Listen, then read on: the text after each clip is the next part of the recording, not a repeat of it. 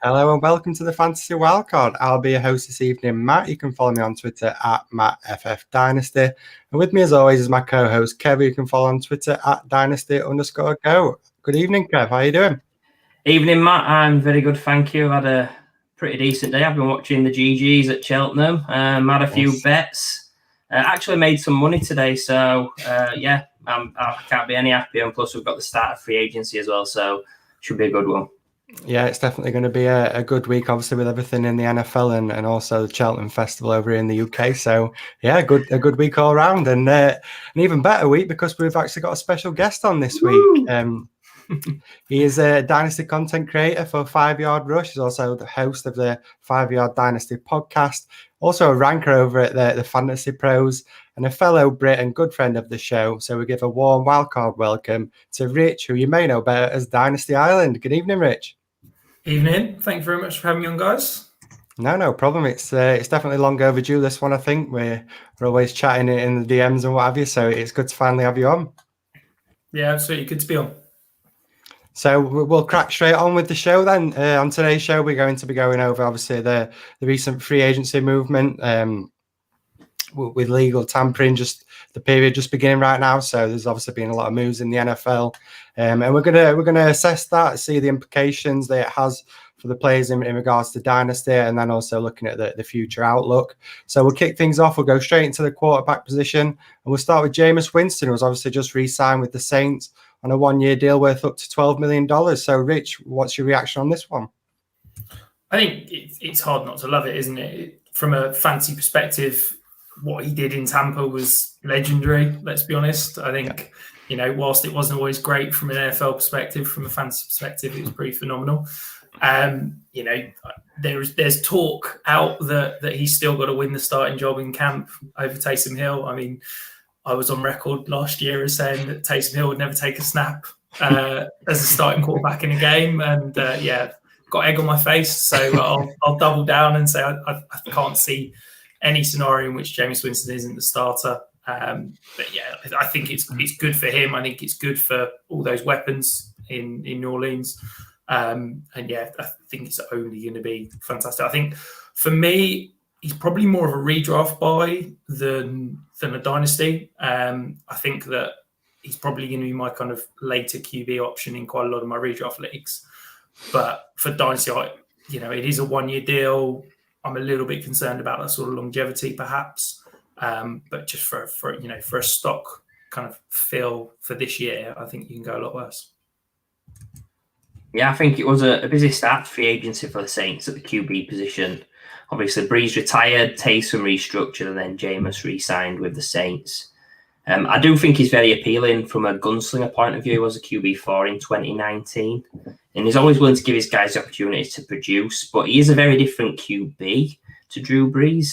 We know Drew Brees was super accurate in the short and intermediate range, and someone that's had a 70% completion rate over the last 5 years, whereas Winston's kind of the opposite. He's a big-armed, deep passer guy with only 61% pass completion and can be streaky as a passer at times. Now, Coach Payton, he stated it will be an open QB competition between Winston and Hill.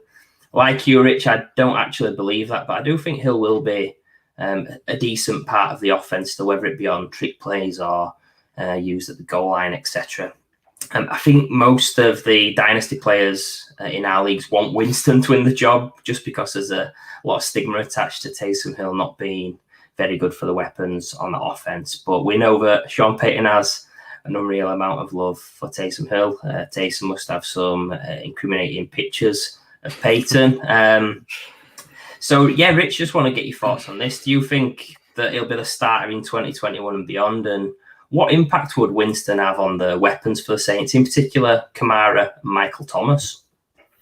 I think he's going to be the starter in 2021. I can't see Taysom Hill getting that job in camp. I think they sort of went with Taysom Hill to try and keep more of the offense. In mid-season, you can kind of keep things new and keep teams on their toes as such. Whereas I think if you give the offense to Taysom Hill, you're going to have teams kind of planning for that. And I just can't see that offense working as well as it would with Jameis.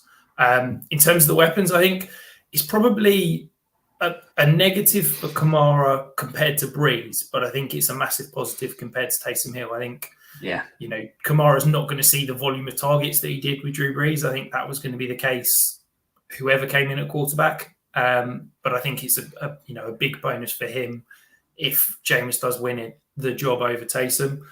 Michael Thomas is, it's tough to say. When Taysom Hill was in there, he saw an obscene volume of target shares. I think it was like 50% in one game in terms of target share.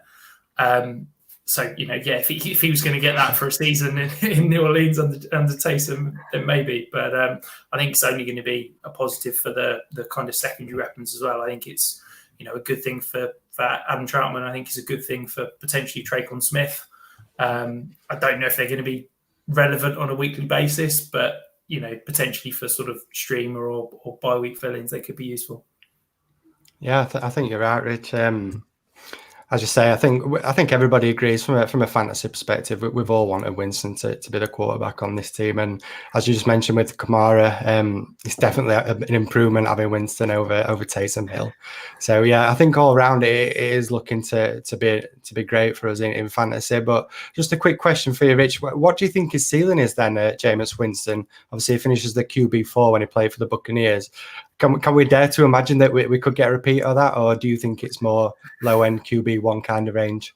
Well, he finished as the QB4 throwing, 30 picks, and he's had LASIK surgery, so he can see now. So if he's QB4 with 30 picks, surely it's QB1 with no picks. Is that not his ceiling? No, seriously, I think he's probably, I'd say from a redraft perspective, he's probably a back-end QB1, early QB2. I think from a dynasty perspective, in a Superflex league, I'm probably feeling quite happy if it's my QB3. I'm probably a little bit uneasy if he's anything more than that, just because I don't know longevity and I don't know if he could go in, play for a few games, throw a load of picks, and Sean Payton pulls the kind of the trigger on him and goes elsewhere. I think that's my concern as well, is that because they have got Taysom Hill as well, does that mean James is going to get a short leash? And if he's throwing picks left, right, and centre again, could Sean Payton pull that leash and plug in Taysom Hill, and then you've got this potential fantasy goldmine that's sitting on the bench. Yeah, I think you read my mind there, Rich, because I was just going to say, I think we're not going to have the same situation that obviously Winston had with the Buccaneers. I mean, he had nobody behind him at the quarterback position, and he was able to just do what he wanted. The Buccaneers weren't really a team that he thought could contend and get in the playoffs, so he was able just to have a free reign and throw it up as much as he wanted. I don't think that's going to be the same situation with the Saints, and as I say, with Payton, is probably going to be starting to look at Taysom Hill if Winston does carry on throwing all these interceptions that we know he can do. So yeah, hit the nail on the head with that one, Rich. I think as well, Winston, he's someone that if you have got him, you can sort of hold on to him a little bit now and wait till he gets a starting job, because I think he will. And early on in the season, while he's definitely still got the starting role, it's potential to move off him to a longer term piece. As you said, Rich, he's going to be on a short term leash. He said he's better for redraft purposes, but also for dynasty. I think he'll be a long term solution? Not too sure. He's got a 1 year deal. I think it'll be an ideal opportunity to keep him through the summer and move off him early on in the season.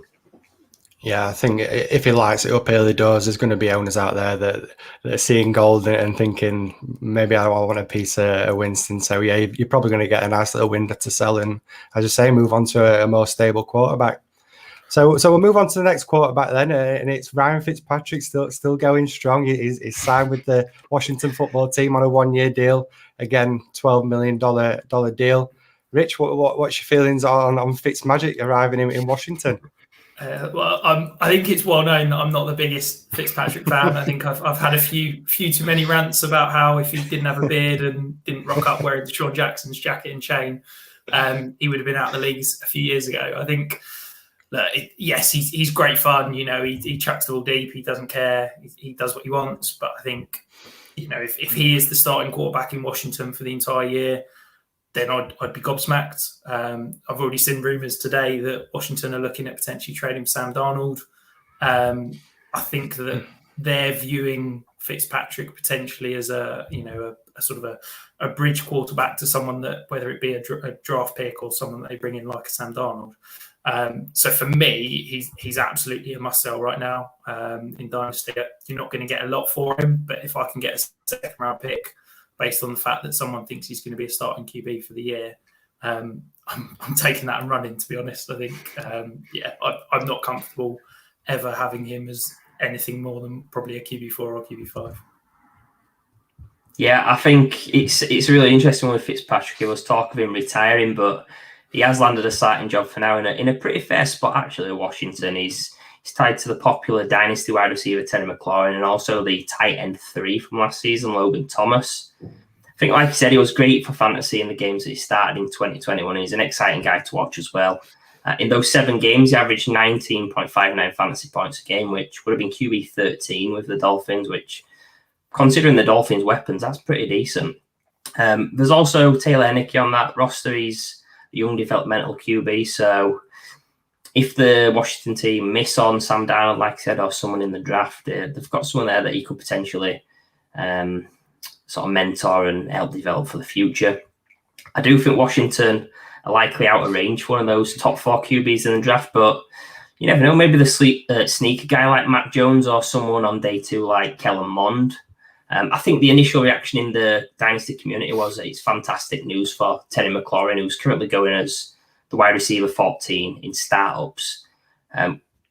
Fitzmagic, he'll be 39 this year, and he was close to hanging it up this offseason. So you do wonder how long he would keep that job. And I think you nailed it on the head with him being an ideal bridge QB for this team. What I want to know from you, Rich, is do you share the excitement of the community with Fitzmagic joining Washington in the sense of Terry McLaurin in particular? Do you think that's someone that's going to receive a boost in your rankings, or are you going to continue to fade him at his current price? I think, again, this is another player that I've perhaps been a noted skeptic of. I think I love Terry McLaurin, the player, and I think he's fantastic. My issue with him has been, this is a guy that's finished as a back-end wide receiver 2 through 2 years, and people are pricing him as a fringe wide receiver 1 in Dynasty. He's not young. I think he's 26, 27, because he was a late prospect coming out. And I think that his price has already been baked into the fact that people are expecting an upgraded QB. So we're almost double counting if we're looking at him going, oh, he's wide receiver 14 currently, but he's just got an upgraded QB. I just think that's crazy. I think you're double counting. I think he needs to be in the wide receiver 20 range. And then when he gets that QB up, then yeah, he should probably be in that. I think I've put him wide receiver 17 off the top of my head. It's not that I hate McLaurin. It's not that I think he's an absolutely fantastic player. I just think that, to me, the price has got too high. If Fitzpatrick is going to be the quarterback there, it means nothing for me. I'm quite happy. I don't see Fitzpatrick as an upgrade over Alex Smith, if I'm being honest. Yes, he might, take a few more shots, but to me, Terry McLaurin wins because he's a fantastic route runner, and he wins particularly on those sort of in-breaking routes. And a precise precision passer like Alex Smith is going to be better for him than Fitzpatrick. Fitzpatrick's fantastic for someone like a Mike Evans who, goes up and gets the ball down the field. Someone like Devontae Parker. I don't see it being a huge bump for Terry McLaurin. Yeah, I think I'm in the same way of thinking, Rich. I think it could lead for McLaurin. I think maybe he could get a few more boom games. Obviously, as you just mentioned with Fitzpatrick, he's happy to throw it deep, and we know how good Terry can be with the deep balls. But as you say, you're downgrading on the accuracy then when you're getting somebody like Fitzpatrick. So I think it could potentially become a bit more of a boom bust player. We're all hoping he still gets that nice usage, but I wouldn't be surprised to see Washington add a few more weapons to this team. Also, obviously, Antonio Gibson. It'll be interesting to see how it plays out with him, with Fitzpatrick at quarterback. But as you say, for me, I don't see it as much as of a move at the needle and how I feel towards Terry McLaurin. Kev, what's your feelings on McLaurin before we move on? Yeah, I just think I'm similar to you guys. He's in my 20 range, I think, in Dynasty. I just think that defense as well for Washington, it's pretty decent, especially the front seven. I can't imagine, even if Fitzpatrick's throwing a couple of interceptions a game, I can't imagine that there's going to be a ton of volume. And like you said, that they've got to add further weapons, I think, to that offense. And I'm a little bit more skeptical on McCoy. I've seen him as he's in some people's top 10s, which I think is wild. Like, I know that between sort of 5 to 25, it's pretty fluid, but for him to be in a top 10, I just think, wow, it's a little bit high for me. Yeah, especially no, go on, I was going to say, I would say that I think actually it could be a sneaky buy opportunity for Logan Thomas. That he's a freak athlete. I think he's a big body. He had a fantastic year last year. I think people are, not reacting off that. He's still, I don't know where he's going in startups, but probably around Titan 15, I'd guess. And I think that if you've got an athletic, big body guy that works down the seams, he could be the kind of target that Fitzpatrick likes. Yeah, I mean, you could definitely be right on that one, Rich. Go on, Kev. Are you going to shoot Rich down, or am I going to? No, I'm going to say, Matt, you're a big fan of Logan Thomas, aren't you? Oh, I know. I had a little rant saying it's all reminiscent of Tyler Higbee, and I'm not falling down this route ever again. So that's just why I've got something against Logan Thomas. But I do fully understand what you're saying, Rich. And as you say, he's an athletic player. It proved everybody wrong last season with how he performed, and as you say, with somebody like Ryan Fitzpatrick, yeah, you could definitely see him repeating what he did, and we know what a mess the tight end position is. So if you know you can get a guy that's proven what he can do, and now you're getting a quarterback that's probably not afraid to throw it a little deeper and a little more, then yeah, I mean, who knows what could happen with Thomas. Just circling back to you, Kev, as well, what you mentioned with the defense. I think that's a great point to make. Obviously, I think Alex Smith had so much success because he's such a good game management, and you know that he's very reliable. Are they going to ask Ryan Fitzpatrick to be a game manager? I mean, it's not really in his game, but yeah, it's going to be interesting to see how it all turns out for Fitzpatrick at Washington. Yeah, so we'll move on. I'm going to say I'm not going to ask him to be a game manager. That would be. I know. Yeah, he's definitely not got that in his realms of possibility. So we'll move on then to the running back position, and probably one of the biggest names at the moment. That's where we've seen something happen. That's Aaron Jones. He's actually re-signed again with the Packers. There was a lot of would he, won't he? It didn't look like he was going to stay at the Packers, but he has signed a 4-year deal worth $48 million. So, Rich, what's your feelings on this one with Aaron Jones staying with the Packers? Yeah, I think it's a great thing for him. I think it's probably going to see a big change in his usage. I think obviously he's been essentially a red zone monster, hasn't he? He's had unsustainably high kind of touchdown usage, and only been used occasionally in the passing game where Jamal Williams has been spelled quite a lot on those kind of receptions. I think we're going to see a big shift in Aaron Jones being that sort of 1A, but also used more heavily in the passing game. And I think AJ Dillon's probably going to take that kind of goal line, short yardage work. So I think for me, I've not moved Aaron Jones from my kind of pre-free agency ranking. I think he's sort of around my running back 12, something like that. And I'm quite happy sticking him there. I think it doesn't really change much because I think wherever he was potentially going to go, whether it be Miami or something like that, he was probably going to see a similar workload. So he's not really changed much for me in terms of dynasty value. That's pretty much it, really, isn't it? Yeah, there's not a ton to say on Aaron Jones. I mean, it's probably the best landing spot for him in Green Bay in that familiar surrounding. I think it's huge from a real life perspective as well for the Packers, who are clearly in win now mode with Aaron Rodgers potentially in his last year with the Packers. But we're back to Jones. He's 26 years old. I think the usage and efficiency he's had over his career, really, I think he's got plenty left in the tank. I know last month I likened him to an Alvin Kamara type player potentially, which obviously with the release of Jamal Williams, it's a clear pathway to him getting the increased pass game work. I can see him being used like an Alvin Kamara, getting 60 to 80 catches next season. I do think, I mean, this is pretty obvious. The big loser is AJ Dillon, who's now being touted as a target by renowned analysts from some of the biggest dynasty shows and accounts out there in our community. And I think that's absolutely hilarious that he's been touted as a potential buy. I think AJ Dillon troopers must ride in a clown car.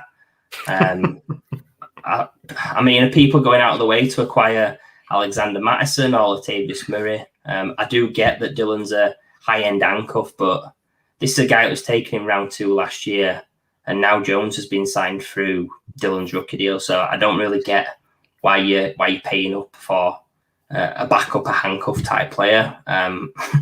It just blows my mind. But I do see this deal as being a really good one for Jones, and he's a very exciting prospect in Dynasty for me still. So what's your take, Rich? Do you think he can be a top 5 running back for the 3rd consecutive season? And you touched on it a little bit, but how do you see this backfield looking as a whole? Will they add anybody else to further mix it up a little? So I think that, yes, he could absolutely potentially finish as a top 5. I think if that offense is going to function as we all expect, I think he could be a touchdown monster. I think he could get an awful lot more work in the receiving game. To touch on, I guess, your point there. So for me, I'm probably a little bit contrarian, but I'd now take this opportunity to be selling Aaron Jones if it was me. I think that as a kind of a dynasty player, I'm always looking to sell running backs towards that, their peak. And I think that this is probably Aaron Jones's peak in terms of value. I think, yes, he could absolutely perform as a top 5 guy over the next year, maybe even 2. But I think in terms of return on your investment, I think you're never going to get a better opportunity to sell Aaron Jones now. And I think that to kind of counter your point about AJ Dillon, I think exactly that. This is probably the best opportunity you're going to have to buy him. I think that everybody was so hopeful that he was going to be, the standalone lead back in Green Bay. And all of a sudden, I've seen him being talked about as worth a late second. If I can spend a late second to go and get AJ Dillon, who is going to get used more in this offense, could easily turn in kind of 10 to 12 touchdowns, and is probably going to get somewhere in the range of 5 to sort of 8 carries a game. And then he's one injury away from being an absolute stud. We saw in the one game, I can't remember if it was it week 14, week 15 this year, where he got the bulk of the work. Yeah, the Titans game, was it? Yeah, he was absolutely phenomenal. And I think that I love buying undervalued running backs that are still on that first contract. So as a pure value play, I've certainly sent out a few offers for AJ Dillon, see if I can buy him on the cheap. And I'm certainly potentially looking at moving Aaron Jones if I can get that premium price for him, because I think this is potentially his kind of peak. Yeah, I think it's something that we often talk about with running backs. When you get to this 26, 27 kind of age bracket, that is where you start thinking, well, the only way is down, really. Obviously, we know how good Aaron Jones has been. You mentioned, obviously, AJ Dillon. It is going to be interesting to see how it plays out with him. Obviously, he's a completely different player to what Jamal Williams was. So it's going to be interesting to see if he does get, as you say, those goal line carries. We know how good Aaron Jones has been around the goal line as well, but he's more using his pace and his elusiveness, whereas obviously Dillon's going to be more of a bruiser at the goals line. So yeah, definitely going to be interesting to see how it plays out with those two guys. There's also rumours as well, obviously, that the Packers are going to be looking to upgrade at wide receiver. Do you think that could have any kind of impact on Jones? As you said, you're hoping he's going to get that uptick in receptions. Do you think that could play a factor into it if they do go out and grab one of these? Maybe not going to grab somebody like Golladay or somebody like that, but if they do get another weapon, is that going to put any concerns in your mind regarding Jones's reception total? I think that this deal has probably taken them out of the space in order to bring in a higher price receiver. Mm-hmm. I think that it was a lot of money that they've paid Jones in terms of 12 million. I appreciate that sounds slightly ridiculous with some of the deals flying around at the moment, but 12 million for a running back when Christian McCaffrey set the market at sort of 16 a year, especially when you think the tag was 8 million and they've paid him 12 million a year, it seems slightly backwards.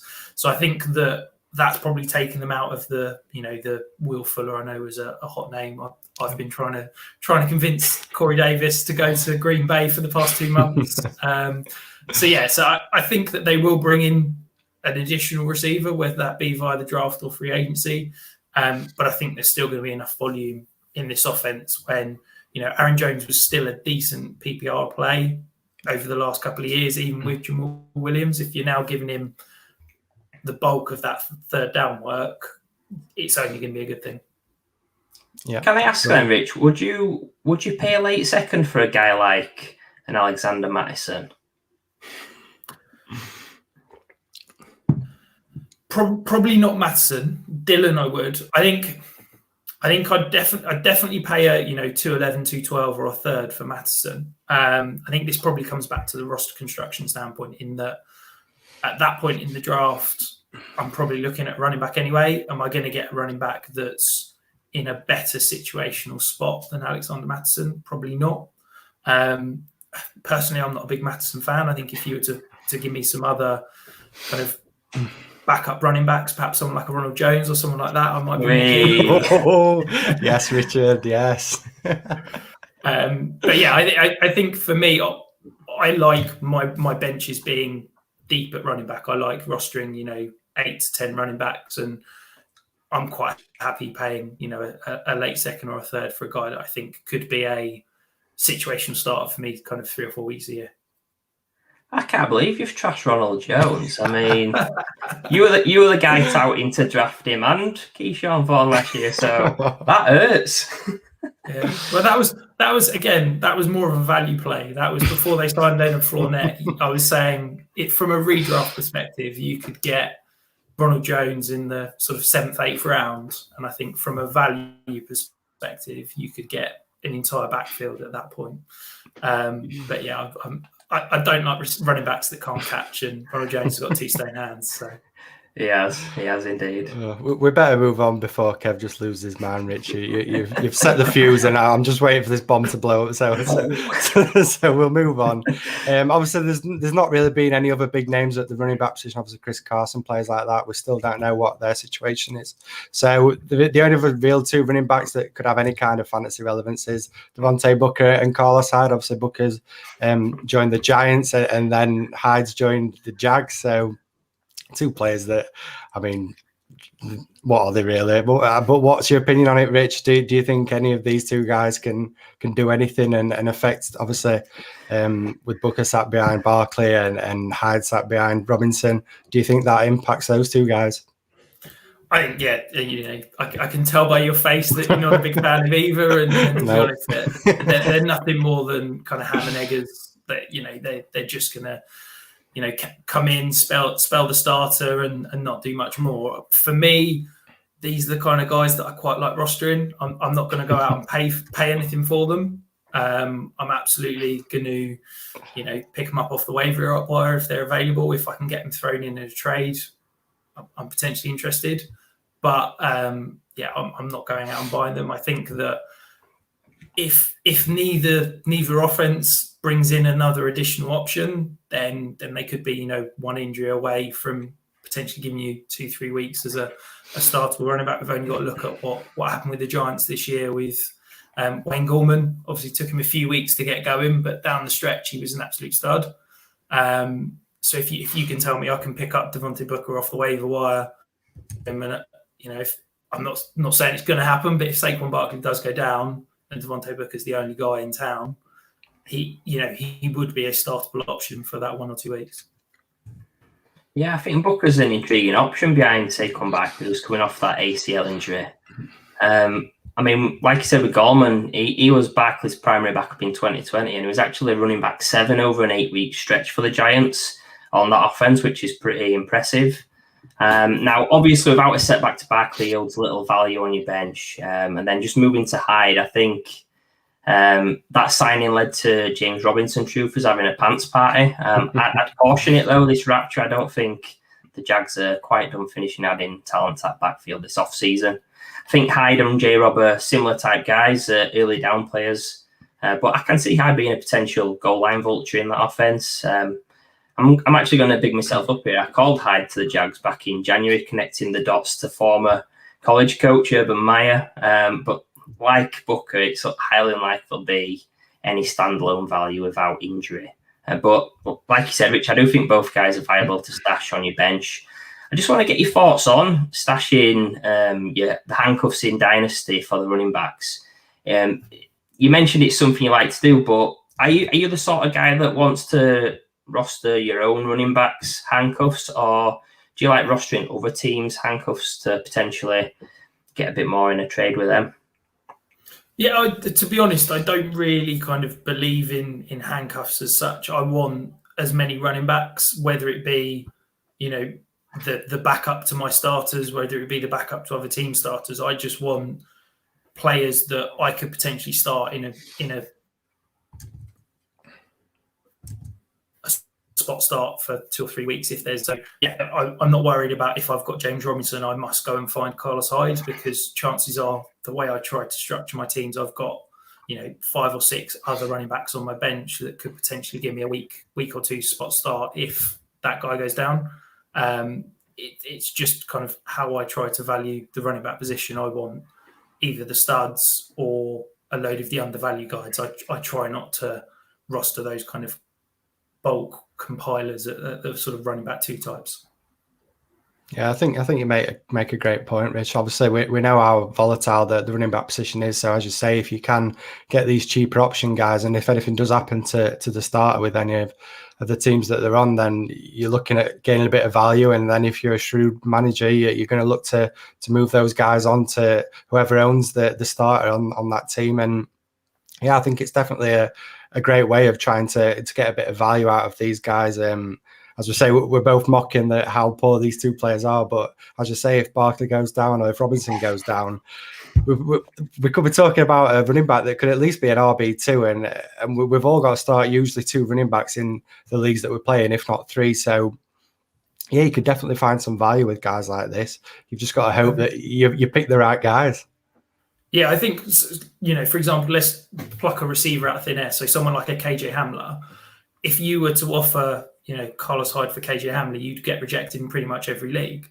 Yeah. But over the next 3 years, the chances are that Carlos Hyde is probably going to be more startable than KJ Hamler, because unless KJ Hamler suddenly has an incredible breakout season this year, you're probably never going to put him in your starting lineup. Whereas Carlos Hyde, yes, he's not sexy. Yes, he's nothing. But if he gets the opportunity to be the RB1 for 2 weeks because of an injury, chances are you feel comfortable enough starting him. And that's, I guess, kind of how I approach things. Yeah, definitely. What are you feeling then, Kev, with stashing running backs? I mean, you've just been trying to hammer Rich. We've got Rich on as a guest, and you're trying to slam him about Madison. And come on, Kev, we want to know what's your feelings on these handcuffs. Yeah, I think it's one of them where you don't really want to be going out of your way to acquire them as such after you start up, I think. Like I said, if you're throwing in a trade, that's great. If you can get one in a rookie draft, like round 3, maybe if you hit on a guy like an Antonio Gibson last year, if he fell to the 3rd, that's amazing.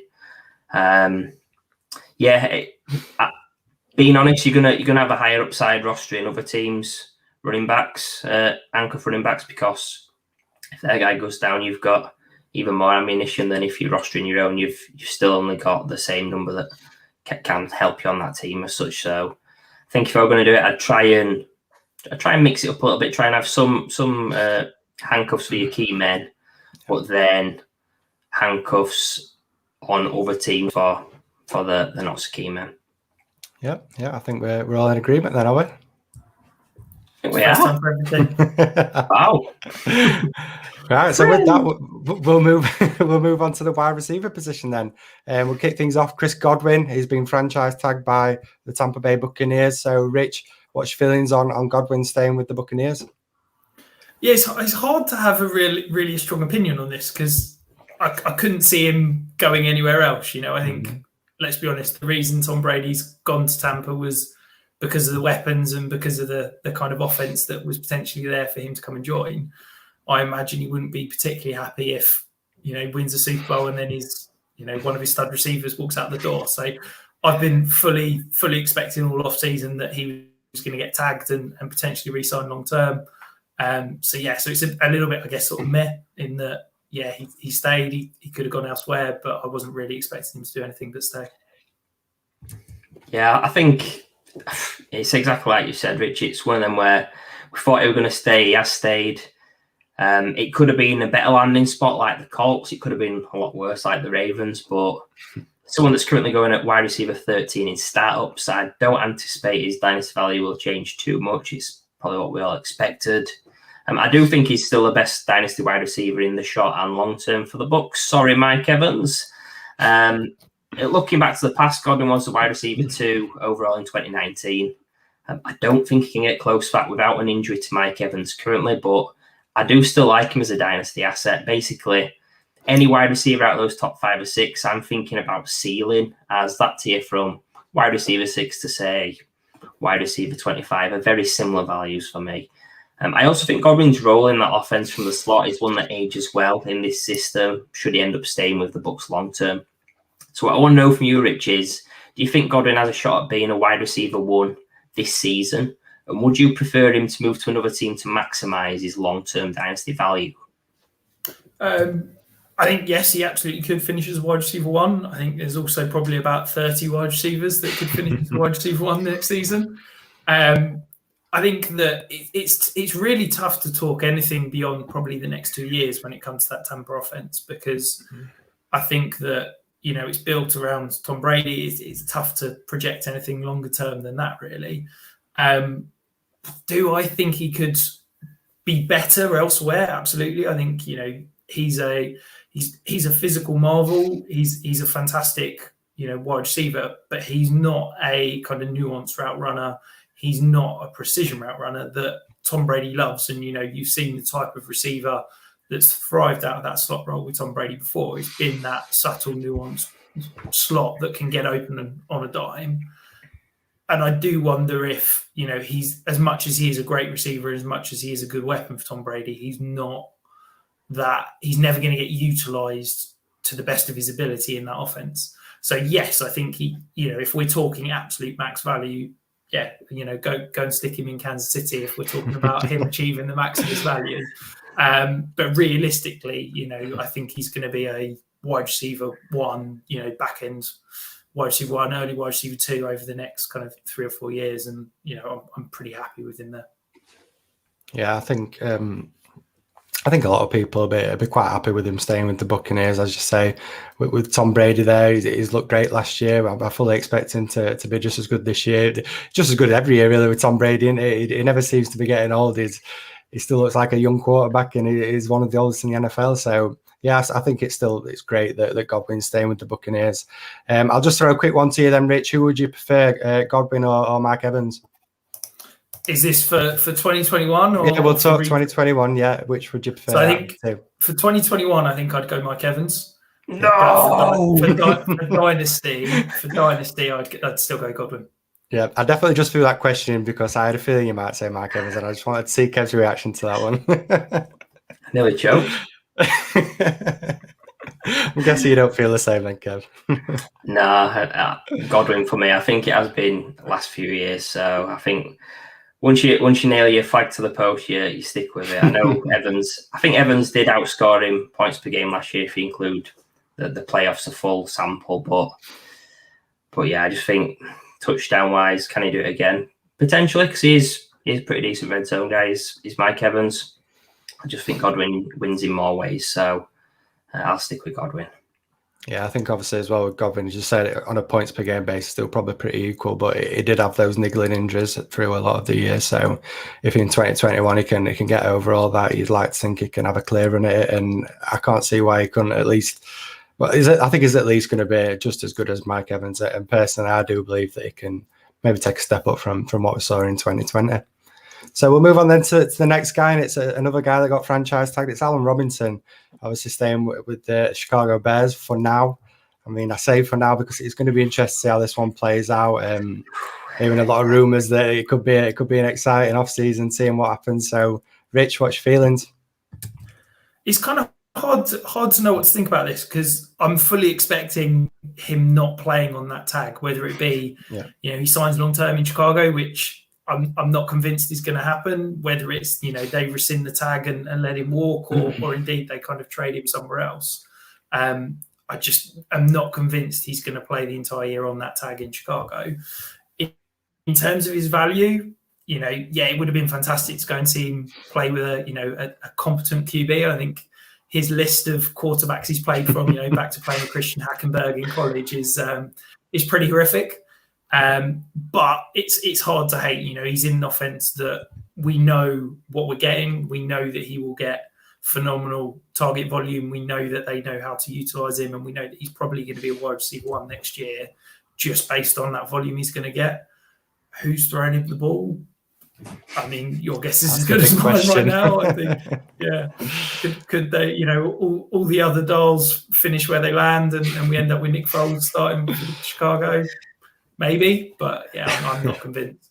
I mean, it's. Sorry, go on. I was just going to say, I think I know who Kevin likes for the quarterback with the Chicago Bears. Marcus Mariota. No, I actually think the Bears was one of the best landing spots for Robinson. I don't think there was a ton of places he could have gone to where he's going to improve his value. And like Rich made out, he's had terrible luck with the QB play throughout his career, even back to college. It is rumoured that the Bears are going after Andy Dalton to start, which is far from exciting for his fantasy value. Robinson has hit 150 targets in all 4 of his seasons where he has played a full slate of games. I do think he's super talented. He's going as the wide receiver 19 in startups, which on talent alone, I think is too low. But like Rich said, the big question is, will he sign his tender, or will he even end up being traded by the Bears? Personally, I think he's going to end up traded. I think that bridge is burned. I don't think he's going to play on the tag. I can't remember if there's been any wide receivers sit out a season recently, but I think he could end up doing a Lev Bell type thing or a Melvin Gordon type thing where he sits out until he gets a deal he wants. I think it seems like the relationship has soured. So yeah, I'll throw it back to you, Rich. We'll go on the basis that he is traded because I think it's unlikely he stays in Chicago. What do you think would be a realistic landing spot for Robinson to be traded to, which would help his dynasty value the most?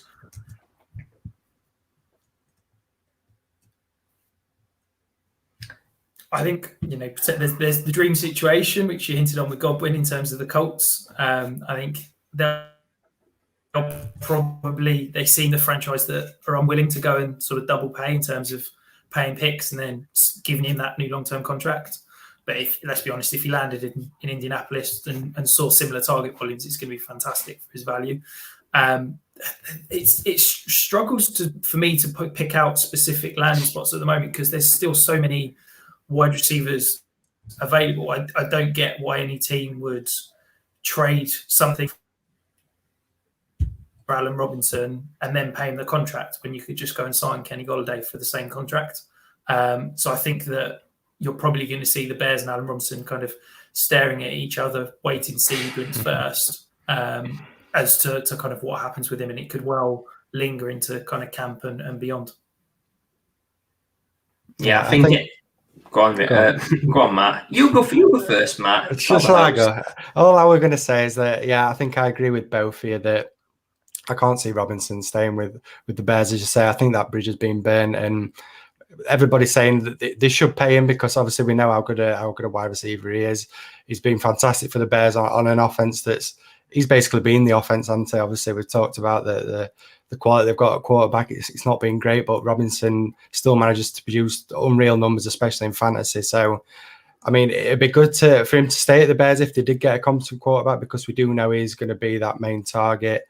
But yeah, I just think it's heading that way that he's going to get traded. I just can't see any way that they can recover this. And I do believe that Robinson would just say, right, I'm not going to play them, because he does deserve to get paid, as I say, just because of how good he has been with the Bears. I think he's earned that contract. So yeah, I think he's got to move on. And as you say, there's going to be some landing spots that'd be really good for Robinson. So it would be interesting to see how it plays out after free agency and what spots we've got left.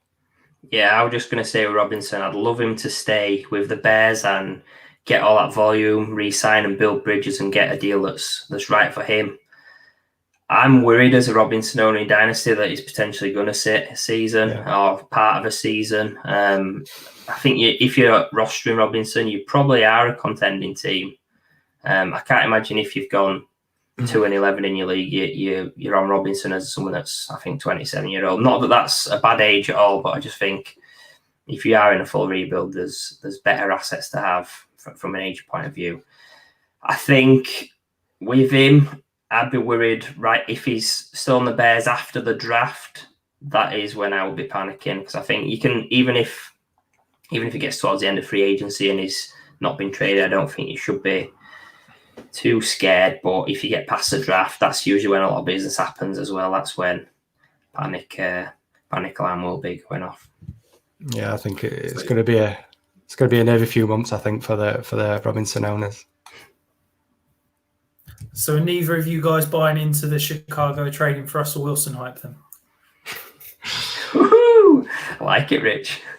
I mean, it'd be great, wouldn't it? I mean, how good would that be if Wilson did rock up in Chicago and we're throwing the ball to Robinson? I mean, then would he say, all right, I'll stick around because he's going to get one of the best quarterbacks in the league? But for me personally, I can't see it happening. It's been a real mess, hasn't it, really, for Chicago? They had the opportunity to grab a few of these guys at quarterback, and they seem to be missing the boat with them all. So I don't know. They're going to get pushed into a corner where they've got to make something happen. I mean, do we even know who's going to be the starter? Is it going to be Nick Foles next year? I mean, I can't see the Bears fans being too happy if that's the case. So we'll move on then to the next player, and that is Corey Davis, who signed for your Jets, Rich. A 3-year deal, $37.5 million. What's your feelings as a Jets fan, Rich? Yeah, I love it. I'm a big Corey Davis believer. I was very high on him coming out in the draft. I've been very, very much a Corey Davis believer since kind of day one. I've stuck it out, and yeah, now I'm finally kind of reaping the rewards of sticking true all that time. I think, my dream, as I've said before, my dream for him was to go to Green Bay and be that kind of wide receiver 2 there. I think it's probably not the best landing spot. Let's be honest. Who's going to be a quarterback for the Jets? Is he going to be kind of miscast as a true alpha in that offense? Maybe. But if we can pencil him in for 100, 120 targets, then that increased volume from being in a rush first offense. I know he hit 100 targets, I think, in his second year, and was sort of around the 80 mark last year. If we're going to see a 40 target bump, then it's hard not to see a big value jump in for him, kind of thing. Yeah, I think it's really interesting with the Jets. Obviously, there was rumoured to be in the market for a wide receiver. Juju was mentioned, Fuller, Golladay. Ended up with Corey Davis early on in free agency. He has flashed as a pro in his sophomore season, and again last year, where he was a wide receiver 3 in both fantasy points per game and overall. Like you said, Rich, all 3 of us have said we'd love him on Green Bay with his former boss, Matt LaFleur. And again, like I said, I'm not crazy about this landing spot. It could be with Darnold or a rookie QB, so not the greatest. I do think it is rather amusing that most of Twitter's fading Denzel Mims on the back of the Jets adding what I consider a fake alpha in Corey Davis. It was guaranteed the Jets were going to be adding a wide receiver in free agency, so I think it could have gone a lot worse for Mims' dynasty value. So I think if you fade him a few weeks ago, that's fair enough, but don't do it today based on Corey Davis. And that's probably me being a little bit defensive, because I do have a lot of Denzel Mims shares as well. So as an unbiased Jets fan and advocate of Davis, Rich, I just want to get your take on what effect you think this signing of Davis will have on all of my Denzel Mims shares. And that my second part of the question is, will you be buying a Corey Davis Jets jersey? So taking the first question, I think Davis is a perfect complement to Denzel Mims. I think if you look at how Davis is used, I think 80% of his routes and targets were sort of that 10 to 20 yard range. That's where he does his work, and I think Denzel Mims is best utilised as that kind of downfield threat. He's fantastic going up and getting the ball in those contested catch situations. And I think that actually, as if we're talking about building a complete wide receiver core, I think it's a really nice compliment. I think Corey Davis complements Mims, but he also helps in the run game. He's a fantastic blocker. He's willing to go and do the kind of dirty work. I would say I'm not convinced that the Jets are done with the kind of wide receiver moves. I think that they could quite easily move on from Jamison Crowder. I think he's got $2 million dead cap hit if they cut him. So if Curtis Samuel or Juju Smith-Schuster's price begins to drop, I wouldn't be gobsmacked to see the Jets go and sign one of those as to kind of round out that wide receiver core. In terms of will I be getting a Corey Davis jersey? I'll be honest, I'm not really a big jersey guy. So I probably won't be buying myself a Corey Davis jersey. I might treat myself to a Corey Davis mug. There you go. Fair dues. I was convinced you were going to say yes, Rich. After you just spoke about how much you love Davis and now he's landed on your team, I thought you'd have definitely been grabbing a jersey. But yeah, I think I'm in the same thinking. I think it's Kev. I can't. Go on, Rich. I was just going to say I've not bought a jersey since what would it have been? I think Curtis Martin might have been my last jersey. So yeah, I'm not a big jersey guy, unfortunately. It was a cracking jersey. That was a cracking jersey by the Curtis Martin days. That was class. Bought it when I was 13. There you go. Can we move on, guys? We're talking about jersey. We're here to give fantasy football advice, not talk about Richard's collection of jerseys.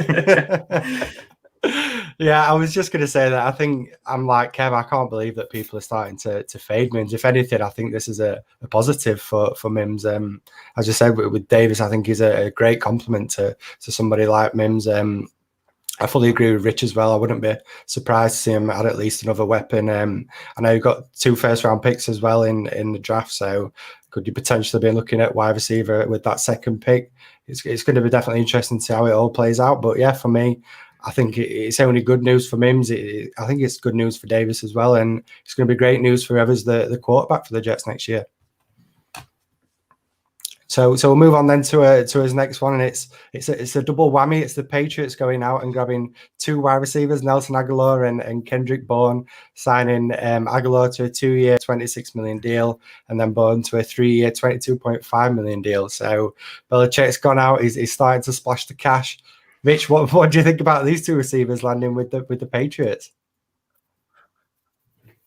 I think if I can take my kind of fantasy hat off and perhaps ignore the cap numbers that you've thrown out, from an NFL perspective, I think they're both decent signings. I think Nelson Aguilar's a good deep threat, and I think that deep threats are valued so much higher in the NFL than they are in the fantasy community, because I think it tilts the defense. I think that Kendrick Bourne's hugely underrated. I think he was never utilized in that San Francisco offense. And I think he could be a really sneaky buy for the Pats. If I can bring in the cap hits, I think it's absolutely mental the amount of money that they've spent on both of them. I think it's a huge overpay when you think, they're paying Nelson Aguilar essentially the same money that the Jets are paying Corey Davis. I think it's mind blowing, and I just don't get why you're rushing to get these 2 deals done. I think that, if Kendrick Bourne was probably still going to be sat out there in a day or 2, maybe even a week or 2, I can't see why you've rushed to overpay a guy that I think you honestly could have got for half the price in a couple of weeks. From a fantasy perspective, it's quite frankly awful, isn't it? Let's be honest. I think Nelson Aguilar's yes, he's had flashes this last year with the Raiders. Yes, he had one competent year with the Eagles, but I'm never feeling comfortable, even as a flex option, ticking that start box next to him. And Kendrick Bourne, I'm probably just more annoyed for my Jacoby Myers shares than anything excited about Kendrick Bourne. Yeah, I've not found one positive tweet or slant on these additions from a fantasy point of view. I think you're right, Rich. They'll be decent from a real life point of view. Aguilar can stretch the field like Ted Ginn did with Cam in the Super Bowl 50 season. And Bourne's pretty decent over the middle and in the red zone. It's such a strange wide receiver core they've got over there in New England now. There's these 2. There's the likely bust N'Keal Harry and the soon-to-be 35-year-old Julian Edelman, and former undrafted free agent Jacoby Myers. So I'm sure we'll come on to it on the tight end section, but these signings are hardly the upgrade we wanted to see on this offense. But then again, Patriots' track record of wide receiver recruitment is laughable, so I can see why they made these priority signings for their wide receiver core. So I'll keep it simple for you, Rich. Do you think there'll be any wide receiver for the Patriots that's got any value will be on any of your teams in Dynasty? I think I'm intrigued still by Jacoby Myers. I'll be honest, these two signings have taken a little bit of a hit to what I hoped from him.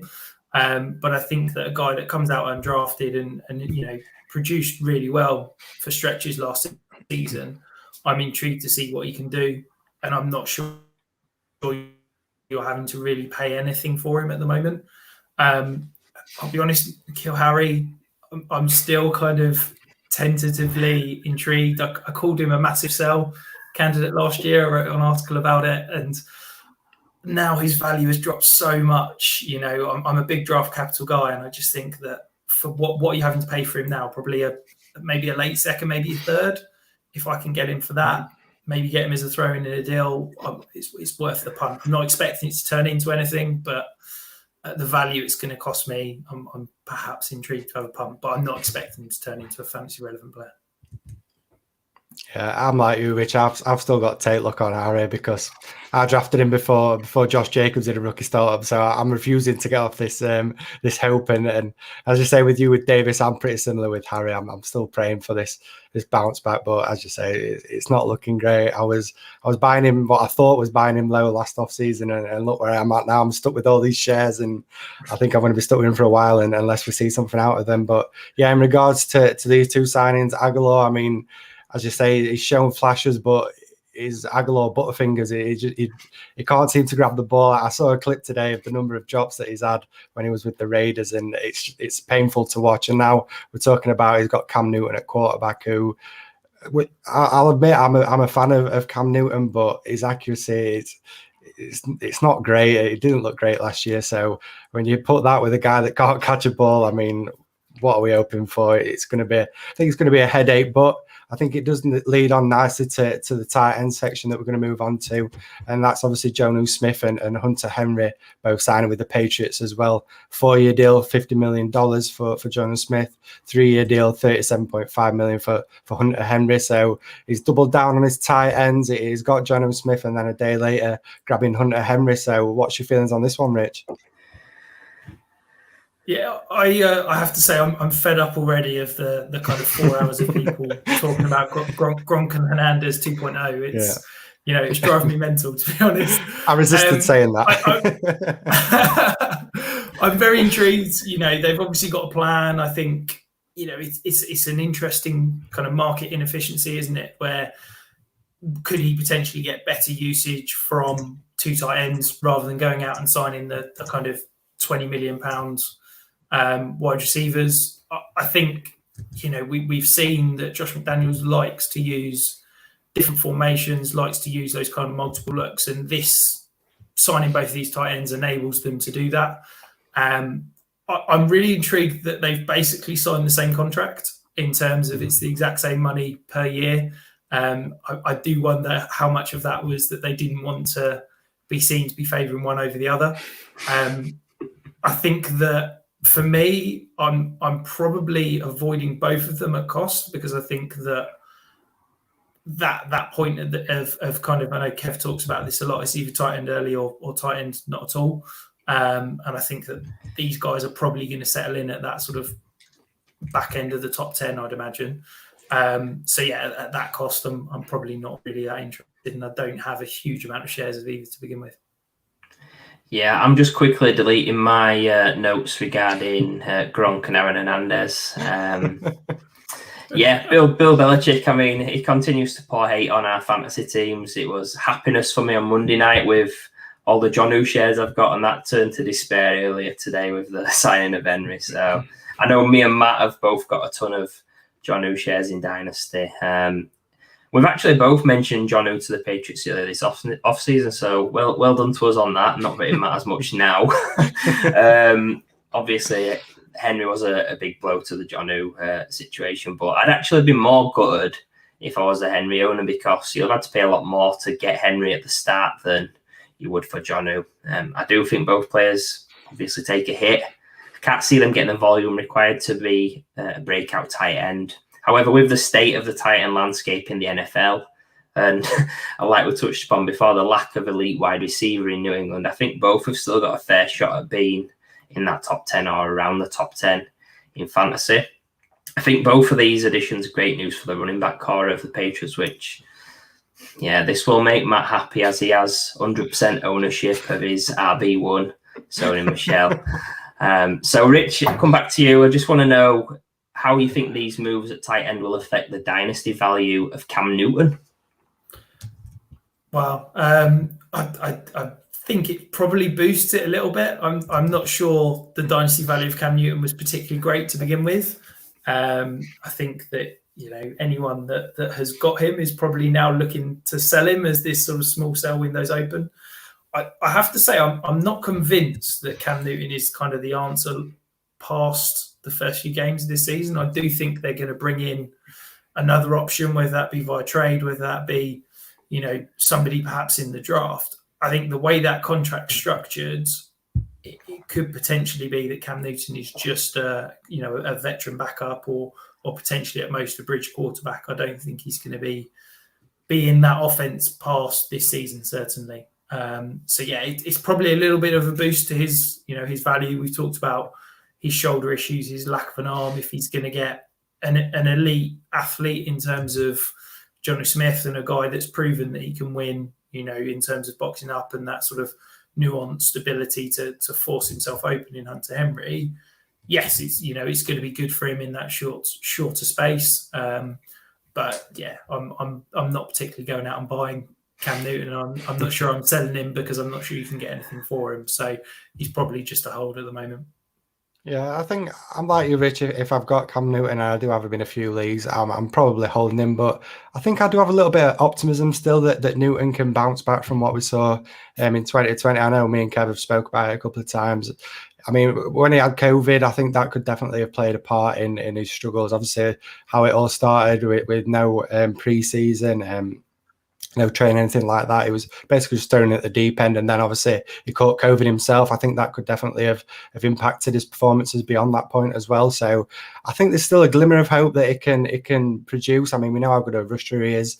I think he's always going to have that solid floor with his rushing ability.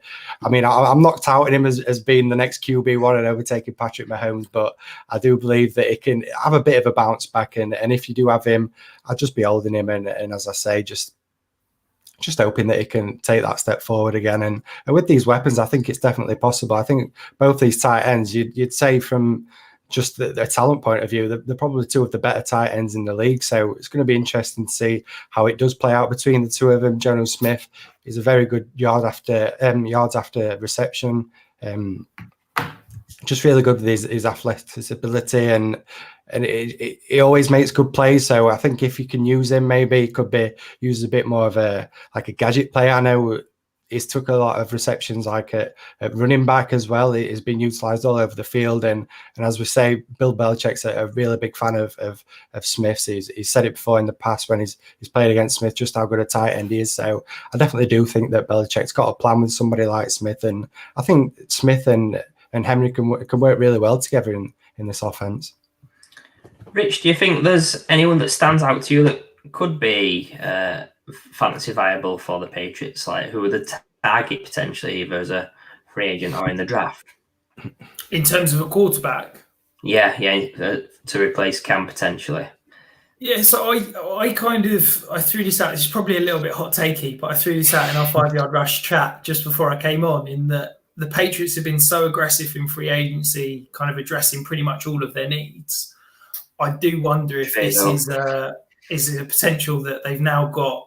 You know, are they going to trade up for a stud quarterback in the draft, or are they going to go and throw a boatload of picks at Houston? And you know, obviously, Bill Belichick's got a few links over there, and wonder if he could potentially bring in Deshaun Watson. I'm not saying it's going to happen. I just wonder if, you know, as a Jets fan, I'm always expecting Bill Belichick to have some sort of plan, and it'll always end up coming up shining and being spectacular. So I'm fully expecting he's got something up his sleeves. So I do wonder if he's got a bigger plan as such. Yeah, I definitely wouldn't put it past Belichick. He's turned into a bit of like a jealous ex-girlfriend, hasn't he? He's seen Tom Brady winning the Super Bowl. Now he's throwing money all over the place and he's trying to make his team into a contender. And as you say, I think there's definitely a chance that he could either trade or, as you say, move up in the draft and grab somebody. I wouldn't put it past the Patriots at all. I've had a couple of quid on Patriots as well for next year at 33-1. So if I got the Sean Watson, I'd be a lot happier about that. Yeah, I don't think you'd be getting 33-1 if Watson ended up with the Patriots. So speaking of the Patriots, we'll move on to a former Patriot and Rob Gronkowski. He's re-signed with the Buccaneers on another year deal for $10 million. Richie, are we still believing in Gronk then with the Buccaneers? No. Keep it short and sweet. No, I think no. Gronk is this kind of deal it's the Brady tax, isn't it? This is the tax that the Bucs have got to pay to keep Brady happy. I think that moving into next year, you'll probably see Gronk used very similar to how he was at the beginning of the year, in that he was being kept into block more than any other kind of starting tight end in the league. He was being used in line at a higher rate than any other kind of top 24 tight end last year. And I think that once the OJ Howard injury happens, they were kind of started moving around and started utilising more out of desperation than anything else because of the kind of knock that injury had to the offense. And I think that, if you're looking at Gronk thinking, he's a tight end one last year, he's going to repeat, I think you're kind of clutching at straws. I think, if OJ Howard comes back and he's fully healthy, I've said that he's another one that at his costs, I'm going out and acquiring OJ Howard because I think that if he can stay healthy, I think you've got top 5 tight end potential. So I'm certainly not going out and acquiring Gronk. And if I've got him, this is probably your last sell window because I'm not sure anybody's going to pay anything for him in a few weeks' time. I've just been laughing all the way through that, Rich, because I just remembered I'm talking to the biggest OJ Howard fan that there is. So I don't even know why I asked the question about Gronk. Yeah, I think you've nailed it there, Rich. I think I'm the only Howard fan. No, I think you nailed it, Rich. You've basically, I've not got a lot to add on Gronk, really. I think it was a fade for me last year. It'll be a fade again this year. I think he's still more name than game at this stage. We knew he'd score a touchdown in the Super Bowl. And that he'd re-sign for another run with Brady's boys. It was tight end 10 last year. I think he'll do extremely well to hit that or be anything close to that gain. Like we know, Godwin's back. It looks like Antonio Brown will be back as well. And you made a great point. He's like a 6'4" lineman. He's an elite blocking tight end at this stage of his career. A lot of people are buying into OJ Howard in Dynasty at his price. I don't know how well he can do in Tampa, but I know he should get a fair amount of pass volume if he is healthy. I prefer for him to move on, actually, to maximise his value. So I just get your take on this, Rich. OJ Howard, what would you pay for him in Dynasty? I know you're really high on him, but what would you offer to get him on your team? I think it depends on the format. Obviously, if we're talking kind of tight end or tight end premium, something like that, I've got him currently as my tight end 13. I don't think I'm having to pay that cost at all. I picked him up recently in a Devy startup we did in the 20th round. I think you can probably get him for maybe a third, depending on what the owner thinks of him. You might even be able to find him perhaps on some waiver wires. I think the value of OJ Howard is so low that he's worth a punt. And that's kind of why I'm suggesting that he's a buy, is that it's not necessarily that I think he's going to be a truly elite tight end. I just think that the value is so low, I'm willing to take a punt on a guy that was a top 10 NFL draft pick that has shown flashes. At the beginning of last year, he was actually reasonably fantasy viable. I just think if he comes back fully healthy, he's going to more than repay the investment that you're having to pay for him at the moment. Yeah, I think I agree, Rich. I know we're in a league together, and I know I've got OJ Howard in one of those leagues, and you've thrown a few offers my way. But now that I know he's your tight end 13, I think that value's just gone up a little bit for you. I was just going to say on OJ Howard as well. Like he's got a first round pedigree. He was fantastic athletically, so he's still loved in the analytics community that put a lot of emphasis on athleticism and college production. I think he's an ideal tight end sleeper, someone to target pretty cheaply and got a massive upside, I think. Yeah, I definitely agree with that. I think, as you say, he looked good at the start of this year. Obviously, it was just the injuries that derailed all that good start. And as Rich said, we've seen it before from OJ Howard. So, yeah, I fully believe that he's going to be a great late target at tight end. And who knows, he can easily bounce back in 2021. And while everybody's still on the Gronk hype, us three will be picking up OJ Howard on the cheap and carrying OJ Howard to that title. So that brings us to the end of that part, and we'll move on to this section, which is the Fantasy Wildcard section. So this is where we get our guests to pick a player they believe will be their Fantasy Wildcard, so a player that will improve their dynasty value in 2021. Rich, who have you got? So I think for me, I guess this is quite a difficult thing for me to pick, because I think as an analyst, a dynasty player, I try to avoid sort of my guys, in that I really believe on buying on value and that I will buy and sell any player at any point if the offer is good enough. But the guy I guess I'm probably higher than consensus and think he could really break out this year is Deontay Johnson. So he's currently my wide receiver 12. This is a guy that through 16 weeks last year was the wide receiver 18. But if you look at points per game, if you remove those 2 games that he got knocked out in the first quarter, I think one was a concussion and one was another hit the week after, he averaged 16.9 points per game, which was more than Justin Jefferson did last year. I think he was at 16.8. So I just think that if he can be fully healthy, Juju's obviously going to be on his way out the door. I think that he could easily produce that, top 10 season, and you're not having to kind of pay that cost at the moment. I think you can probably get him around sort of the wide receiver 20 mark. Yeah, I love this selection, Rich. He's currently been, like I said, he's currently drafted as a wide receiver 24 in dynasty startups, and just like you, he's my wide receiver 12 in my rankings as well. We're clearly both high on him. He's going to be a volume guy on a team that's got an additional 128 vacated targets from Juju leaving in free agency. I actually think his teammate Chase Claypool is more of a wild card selection for me, just based on that really impressive rookie season and his ceiling being huge. I could easily see a sophomore season like DK Metcalf for Claypool. But back to Deontay, I think very solid, big value at wide receiver 24. He's now been faded a little, including a few reputable accounts in the dynasty community. I kind of get it based on what I said earlier about that range, wide receiver 6 to 25 being similar values.